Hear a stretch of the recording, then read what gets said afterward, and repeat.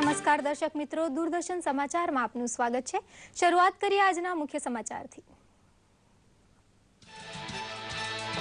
પ્રધાનમંત્રી નરેન્દ્ર મોદીની બ્રિટન યાત્રા અગાઉ સીધા વિદેશી મૂડીરોકાણના ધારાધોરણ હળવા બનાવતી કેન્દ્ર સરકાર કૃષિ, પશુપાલન તથા બેન્કિંગ જેવા 15 ક્ષેત્રમાં 100% વિદેશી મૂડીરોકાણને અપાઈ મંજૂરી।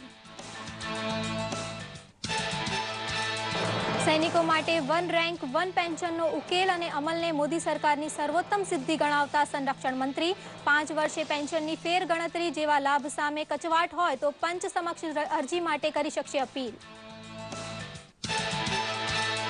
સ્થાનિક સ્વરાજ સંસ્થાઓની ચૂંટણી માટે જિલ્લા કક્ષાએ ગોઠવાયેલી વ્યવસ્થાની સમીક્ષા કરતું રાજ્ય ચૂંટણી પંચ વિડીયો કોન્ફરન્સિંગના માધ્યમથી વરેશ સિંહાએ જિલ્લા કલેક્ટર સાથે કરી ચર્ચા।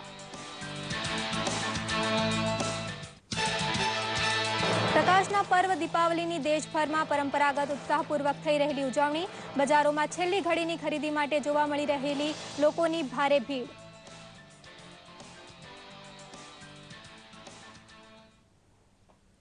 સમાચાર વિગતવાર જોઈએ। પ્રધાનમંત્રી નરેન્દ્ર મોદીની બ્રિટન યાત્રા અગાઉ 15 જેટલા ક્ષેત્રમાં સીધા વિદેશી મૂડીરોકાણના નિયમો હળવા બનાવીને મોદી સરકારે વૈશ્વિક રોકાણકારોને સાનુકૂળ સંકેત આપ્યા છે। પરવાનગીની કડાકૂટ વગર રોકાણ થઈ શકે તેવા ઓટોમેટિક રૂટ હેઠળ હવે માઇનિંગ, નાગરિક ઉડ્ડયન, સંરક્ષણ, બ્રોડકાસ્ટિંગ, કન્સ્ટ્રક્શન, મેન્યુફેક્ચરિંગ તથા ખાનગી ક્ષેત્રના બેન્કિંગ જેવા ક્ષેત્ર સામેલ કરાયા છે। બીજી બાજુ રબર, કોફી, એલાયચી, પામ વૃક્ષ તથા ઓલિવ ફળની મોટા પાયે ખેતી કરવાના પ્રોજેક્ટમાં 100% સીધા વિદેશી મૂડીરોકાણને પરવાનગી આપવામાં આવી રહી છે। ફોરેન ઇન્વેસ્ટમેન્ટ પ્રમોશન બોર્ડ પાસે અત્યાર સુધી 3000 કરોડના રોકાણ માટે જવું પડતું હતું, જે મર્યાદા હવે 5000 કરોડ કરાઈ છે। ભારતના અત્યાધુનિક સંચાર ઉપગ્રહ GSAT-15ને આજે સવારે ફ્રેન્ચ ગુયાનાથી સફળતાપૂર્વક લોન્ચ કરવામાં આવ્યો છે, જેને એરિયન 5 રોકેટ સાથે પ્રક્ષેપિત કરવામાં આવ્યો હતો। ભારતીય અંતરિક્ષ એજન્સી ઇસરોએ દૂરસંચાર સેવાઓ વધારવા માટે આ અગાઉ GSAT-14 તથા GSAT-6 નામના સંચાર ઉપગ્રહોને પણ લોન્ચ કર્યા હતા। GSAT-14ને જાન્યુઆરી 2014 તથા GSAT-6ને ઓગસ્ટ 2015માં લોન્ચ કરવામાં આવ્યું હતું। GSAT-15ની સમય મર્યાદા 15 વર્ષની છે, જ્યારે GSAT-8 તથા GSAT-10 પછી GSAT-15 ત્રીજો એવો ઉપગ્રહ છે જે ગગન પેલોડને લઈને પ્રક્ષેપિત કરાયો હતો। એમાં KU બેન્ડવાળા 24 કોમ્યુનિકેશન ટ્રાન્સપોન્ડર છે। આ ઉપરાંત KU બેન્ડવાળો પ્રકાશ સ્તંભ છે, જે પૃથ્વી પરના એન્ટીના સાથે સતત સંપર્કમાં રહેશે। સંરક્ષણ મંત્રી મનોહર પારેકરે કહ્યું હતું કે પૂર્વ સૈનિકો માટે વન રેન્ક વન પેન્શન જેવી લાંબા સમયથી પડતર રહેલી માંગણીનો સુખદ ઉકેલ વાસ્તવમાં મોદી સરકારની મોટી સિદ્ધિ છે। છતાં જો તેની અમલવારીને લીધે કોઈને મનદુખ હોય તો ફેર આકારણી માટે રચાયેલા પંચનો સંપર્ક કરી શકે છે। સંરક્ષણ મંત્રી મનોહર પારીકરે કહ્યું છે કે વન રેન્ક વન પેન્શન કેન્દ્ર સરકારે માજી સૈનિકોને વિવાદનો નિવેડો લાવીને આપેલું વચન પૂરું કર્યું છે। દાયકાઓ પુરાણી ભૂતપૂર્વ સૈનિકોની પડતર માંગણીઓને કેન્દ્ર સરકારે માની લીધી છે અને વન રેન્ક વન પેન્શનમાં મોટાભાગના પ્રશ્નોનો ઉકેલ લાવી દેવામાં આવ્યો છે। હજુ પણ કોઈ પૂર્વ સૈનિકને આ મુદ્દે સમસ્યા હોય તો તે કેન્દ્ર સરકાર દ્વારા રચિત પંચ સમક્ષ પોતાની રજૂઆત કરી શકે છે। The basic concept is accepted that one rank for one pension. One pension for one rank, same service करने वाले को हर 5 बरस में उसको रिविजिट किया जाएगा। ये बेसिकली हम लोगों ने एक्सेप्ट किया है। वो VRS का थोड़ा मामला आ गया था, वो भी हटा दिया। अभी जो बारीक बारीक रहेंगे उसके लिए कमीशन किया है, उसके सामने लेके जाएंगे। કેન્દ્ર સરકારે વન રેન્ક વન પેન્શનની જાહેરાત કરીને દિવાળીની સૌથી મોટી ભેટ આપી છે। સરકારે આ યોજનાનું જાહેરનામું પ્રસિદ્ધ કરતાની સાથે જ તેનો અમલ શનિવાર રાતથી થઈ ગયો છે। આ યોજનાનો 24 લાખ માજી સૈનિકો અને ભૂતપૂર્વ સૈનિકમાં 6 લાખ જેટલા પરિવારોને લાભ થશે।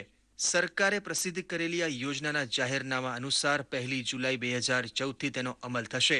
પૂર્વ સૈનિકોને તેમના એરિયર્સનું ચૂકવણું 4 માસિક હપ્તાઓમાં કરવામાં આવશે। દર 5 વર્ષે પેન્શનની રકમ ફરી નક્કી કરવામાં આવશે। આ ઉપરાંત સ્વૈચ્છિક નિવૃત્તિ લેનારા રક્ષા કર્મીઓને પણ આ યોજનાનો લાભ મળશે। આ યોજનાને પગલે સરકારની તિજોરી પર 8 થી 10,000 કરોડનો બોજ પડશે, જ્યારે એરિયર્સમાં 12,000 કરોડ રૂપિયાના ખર્ચનો અંદાજ છે। દૂરદર્શન સમાચાર અમદાવાદ. પાકિસ્તાન સાથે લાગતી બનાસકાંઠા સરહદે ગઈકાલે વહેલી સવારે ભારતની હદમાં ઘૂસી આવેલા 9 વ્યક્તિના પરિવારને બોર્ડર સિક્યોરિટી ફોર્સ દ્વારા પકડી લેવાયો હતો.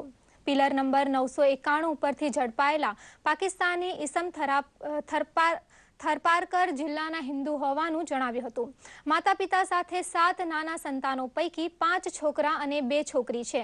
પરિવાર સરહદ ઓળંગવાની રાહ જોઈ ખાસ્સા સમયથી ત્યાં બેઠો હતો.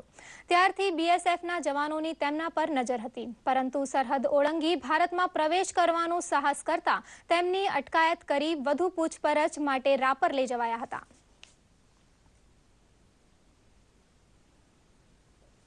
સ્થાનિક સ્વરાજની ચૂંટણીઓની પૂર્વ તૈયારીઓની સમીક્ષા માટે ગુજરાત રાજ્ય ચૂંટણી પંચે દરેક જિલ્લાઓના ચૂંટણી અધિકારીઓ સાથે વિડીયો કોન્ફરન્સ દ્વારા બેઠક યોજી હતી. રાજ્ય ચૂંટણી પંચના વડા ડોક્ટર વરેશ સિંહાની અધ્યક્ષતામાં સમીક્ષા બેઠક યોજાઈ હતી, જેમાં ચૂંટણીની વ્યવસ્થા, ઈવીએમ તેમજ સલામતીના પગલાંની પણ વિસ્તૃત ચર્ચા કરવામાં આવી હતી.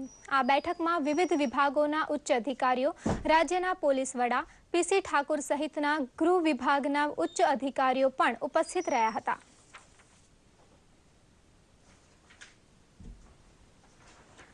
ચૂંટણીઓ જેમ નજીક આવતી જાય છે તેમ રાજકીય પક્ષોના ઉમેદવારો પણ ચૂંટણી પ્રચારને વેગવંતો બનાવી રહ્યા છે. અમદાવાદ મ્યુનિસિપલ કોર્પોરેશનની ચૂંટણીમાં પણ ભાજપ, કોંગ્રેસ સહિતના અગ્રણી પક્ષોના ઉમેદવારો પોતપોતાના મતવિસ્તારોમાં ઘર ઘર ફરી ચૂંટણી પ્રચાર કરી રહ્યા છે. અમદાવાદમાં થલતેજ વોર્ડના કોંગ્રેસી ઉમેદવારો પણ સ્થાનિક પ્રશ્નોને પ્રાધાન્ય આપી લોકોને કોંગ્રેસને મત આપવાની અપીલ કરી રહ્યા છે. વોર્ડના પેનલ ઉમેદવાર મુકેશ પંચાલ, રાજુ ઠાકોર, ખ્યાતિ પટેલ અને નિરૂપમા મિશ્રાએ દાવો કર્યો હતો કે શાસક પક્ષ પ્રજાને પાયાની સુવિધાઓ ઉપલબ્ધ કરાવવામાં નિષ્ફળ રહ્યો છે, ત્યારે લોકો અવશ્ય કોંગ્રેસ પક્ષને મત આપી વિજય બનાવશે તેવો વિશ્વાસ વ્યક્ત કર્યો હતો. કે જે પ્રોપર્ટી ટેક્સની અંદર 200% જેટલો જે વધારો કર્યો છે, આ નવો રોડ બનાવ્યો, વળી પાછો ખોદ્યો અને વળી પાછો નવો રોડ કરીએ તો આ અમારા પ્રજાના પૈસા જે ટેક્સના લે છે એ ગરીબ અને મધ્યમ વર્ગની પ્રજા પોતાની મહેનતના પરસેવાની કમાણી ટેક્સમાં આપે છે. ક્યાંય બી જઈએ તો પહેલા સિનિયર સિટીઝનો એમ જ કહે છે કે અમારા માટે કોઈ સુવિધા નથી, બાળકો માટે બાગ બગીચા બી બનાવવામાં આવ્યા નથી. એ સૌથી મોટા પ્રશ્ન લઈને આજે અમે કોંગ્રેસમાં ભાજપમાંથી આવી ગયા છીએ. सबसे पहले थलतेज वासियों की समस्या, पानी की समस्या सबसे बड़ी समस्या है. जो मेरी बहनें हैं वो पानी के लिए बहुत परेशान है, पानी समय पर आता नहीं है, स्ट्रेट लाइन 40% બંધ રહેતી है. હેબતપુરનો કોઈ વિકાસ જ નથી. અમે તો બસ એક જ, હું તો એક કોંગ્રેસનો ઉમેદવાર છું અને આ ગામનો વિકાસ થાય એવું એક વાચા લઈને આવ્યો છું ગામની અંદર કે ભાઈ ચૂંટીને લાવો અમને તો કંઈક તમારા ગામ માટે પ્રગતિ કરીશું. અમરેલી જિલ્લામાં 3 નગરપાલિકા માટે ચૂંટણી જાહેર થઈ હોવાથી ઉમેદવારી નોંધાવવાની ગઈકાલે છેલ્લી તારીખ હતી. સાથોસાથ તાલુકા પંચાયતની ચૂંટણી માટે પણ ધમધમાટ શરૂ થઈ ગયો છે.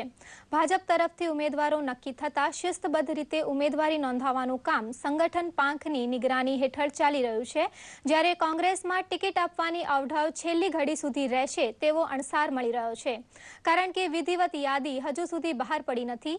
અમરેલી સુધરાઈ માટે જયસિંહપરા વોર્ડ એવો છે જ્યાં એક પણ રાજકીય પક્ષના ઉમેદવારે ફોર્મ ભર્યું નથી, પરંતુ વિકાસ સમિતિના નેજા હેઠળ અપક્ષે ઉમેદવારી નોંધાવી છે. સાંસદ નારણભાઈ કાછડિયાને વિશ્વાસ છે કે વિકાસ માટે મતદારો ભાજપને પસંદ કરશે, જ્યારે કોંગ્રેસના અલકાબેન ગોંડલિયા લોકોને વધુ સારી સગવડ આપવાનું વચન આપે છે. અમારા પાર્ટીએ જે કામ કર્યા હતા એવી રીતના અમે અમરેલી નગરપાલિકામાં બી કામ કરીશું અને લોકોને અમને લોકોનો સાથ સહકાર બહુ સારો મળ્યો છે અને આવતા દિવસોમાં જનતા જવાબ આપી દેશે. લંબાવવાની પ્રક્રિયામાં તો નગરપાલિકામાં પહેલા 3ની પેનલ હતી, પછી વાત આવી કે 1ની પેનલ કરવી, હવે પાછી 4ની પેનલની પ્રક્રિયા કરવાની છે. 4ની પેનલની પ્રક્રિયા કરવાની હોય, યોગ્ય ઉમેદવાર પસંદગી થાય અને અમારે જે કાંઈ પ્રક્રિયા ચાલે છે પાર્ટીની રૂએ એ પ્રક્રિયા ચાલે છે અને કાર્યકર્તાઓ દ્વારા ઉમેદવારો અને એનું લિસ્ટ તૈયાર થઈ અને સંભવિત સાંજ સુધીમાં ઉમેદવારો જાહેર થઈ જશે. રાજ્યમાં આગામી 29 તારીખે યોજાનારી સ્થાનિક સ્વરાજ્યની ચૂંટણી અંતર્ગત પોરબંદર જિલ્લામાં પોરબંદર નગરપાલિકા ઉપરાંત પોરબંદર, રાણાવાવ અને કુતિયાણા તાલુકા પંચાયતની ચૂંટણી યોજાનાર છે, જે અંતર્ગત પોરબંદર તાલુકા પંચાયતના કુલ 1,22,926 કુતિયાણામાં 49,210 અને રાણાવાવમાં 42,530 મતદારો પોતાના મતાધિકારનો ઉપયોગ કરશે. પોરબંદર જિલ્લા પંચાયત માટે કુલ 250 મતદાન મથકો રાખવામાં આવ્યા છે. તેમાંથી કુલ 104 મતદાન મથકો સંવેદનશીલ જાહેર કરવામાં આવ્યા છે, જ્યારે પોરબંદર નગરપાલિકા માટે કુલ 156 મતદાન મથકો ફાળવવામાં આવ્યા છે, જેમાંથી કુલ 71 મતદાન મથકો સંવેદનશીલ જાહેર કરવામાં આવ્યા છે. આ મતદાન મથકો પર ચુસ્ત બંદોબસ્ત રાખવાની અલિયાદી વ્યવસ્થા કરવામાં આવી હોવાનું જિલ્લા કલેક્ટર દિનેશ પટેલે જણાવ્યું હતું. એમ 5 સ્થાનિક સ્વરાજ્યની સંસ્થાઓની ચૂંટણી યોજાશે. મુખ્ય 3 બાબતો જેને કહી શકાય કે એક તો ગટરના પ્રશ્નો છે, એક રસ્તાના પ્રશ્નો છે અને એક સફાઈનો પ્રશ્ન છે કે જે કાયમી સળગતી સમસ્યા છે. અને ખાસ કરીને જે અત્યારે ઢોરનો જે પ્રશ્ન છે એ એક સળગતો પ્રશ્ન છે. પ્રકાશના પર્વ દિવાળીની આજે દેશભરમાં ધામધૂમથી ઉજવણી થઈ રહી છે. ખુશીઓના આ પર્વના દિવસને અનુલક્ષીને સામાન્ય રીતે 11થી દીવાઓ પ્રગટાવવામાં આવે છે. રાષ્ટ્રપતિ પ્રણવ મુખર્જી, ઉપરાષ્ટ્રપતિ હામિદ અંસારી તથા પ્રધાનમંત્રી નરેન્દ્ર મોદીએ લોકોને દિવાળીની શુભેચ્છાઓ પાઠવી છે. દિવાળીને અનુલક્ષીને ગઈકાલે બજારોમાં છેલ્લી ઘડીની ખરીદી માટે લોકોની ભારે ભીડ જામી હતી. પ્રસ્તુત છે એક અહેવાલ. દિવાળી જેવા સૌથી મોટા તહેવાર માટે છેલ્લી ઘડીની ખરીદી માટે અમદાવાદના બજારમાં હૈયે હૈયું દળાય તેટલી ભીડ જામી છે. ઘર સજાવટથી માંડી ફટાકડા, રંગોળી, તોરણ અને પૂજાનો સામાન ખરીદવા બહેનો નાની મોટી દુકાનોમાં રકઝક સાથે ખરીદી કરતી દેખાય છે. તોરણ, કોડિયા, રંગોળીના પેલી અત્યારે એકદમ રેડીમેડ રંગોળી આવે છે એ, અને છોકરાઓ માટે ગિફ્ટ્સ અને એવું બધું. અહીંયા બુટ્ટી, ચંપલ, પર્સ બધું લેવા માટે જ આવ્યા છીએ. નવા કપડાં ખરીદવાની હોશ ધરાવતા બાળકોને ફટાકડાનું આકર્ષણ સૌથી વધુ હોય તે સ્વાભાવિક છે. દિવાળીની તૈયારી બધી થઈ ગઈ છે, હવે હું ફટાકડા લેવા આવ્યો છું. વાઘબારસથી શરૂ થતા દીપાવલી પર્વમાં નવા વર્ષ સુધી દરરોજ પૂજા આરતી સાથેની ધાર્મિક વિધિના મહત્વને લીધે ફૂલ બજારમાં ભારે ઘરાકી રહે છે. બજારમાં શેર બજાર જેવું ચાલે છે, બરોબર. અમારા આજે 30 રૂપિયા હોય, કાલે 50 માં થઈ જાય. ગરારી થોડી મીડિયમ છે, અત્યારે પછી અમુક ટાઈમે વધારે થઈ જાય. મહારાષ્ટ્રની માફક તહેવારની સજાવટમાં રંગોળીનું મહત્વ ગુજરાતમાં ખાસું વધ્યું હોવાથી તૈયાર રંગોળી ઉપરાંત કાચા રંગ અને છાપનો ધંધો સારો ખીલ્યો છે. કલરફુલ રંગોળી વગર દિવાળી અધૂરી છે, એટલે દરેક જણાએ કરવી જોઈએ બધાના પોતપોતાના ઘરમાં રંગોળી. પ્રકાશનું મહાપર્વ ગણાતી દિવાળીમાં દીવડાથી માંડીને ફટાકડા સુધી તમામ પ્રકારે રંગબેરંગી પ્રકાશ વડે ઉજવણીનું મહત્વ છે. કારણ કે સૌનું જીવન સુખ ચેન વડે પ્રકાશિત બને તેવી ભાવના આને તો કહેવાય છે. સાલ મુબારક. દૂરદર્શન સમાચાર, અમદાવાદ. ગઈકાલે કાળી ચૌદશના પર્વ નિમિત્તે ગાંધીનગર પાસે આવેલા વાસણિયા મહાદેવ ખાતે આવેલી 51 ફૂટ ઊંચી હનુમાન દાદાની મૂર્તિવાળા મંદિરમાં સુંદરકાંડના પાઠનું આયોજન કરવામાં આવ્યું હતું. સુંદરકાંડના વક્તા રેણુકાબેન પ્રજાપતિ દ્વારા સુંદરકાંડનું પઠન કરવામાં આવ્યું હતું. વિધાનસભામાં વિરોધ પક્ષના નેતા શંકરસિંહ વાઘેલાએ પણ સુંદરકાંડના પઠનમાં ભાગ લીધો હતો. મોટી સંખ્યામાં ભાવિક ભક્તોએ પણ આ મંદિરમાં હનુમાન દાદાના દર્શન કર્યા હતા.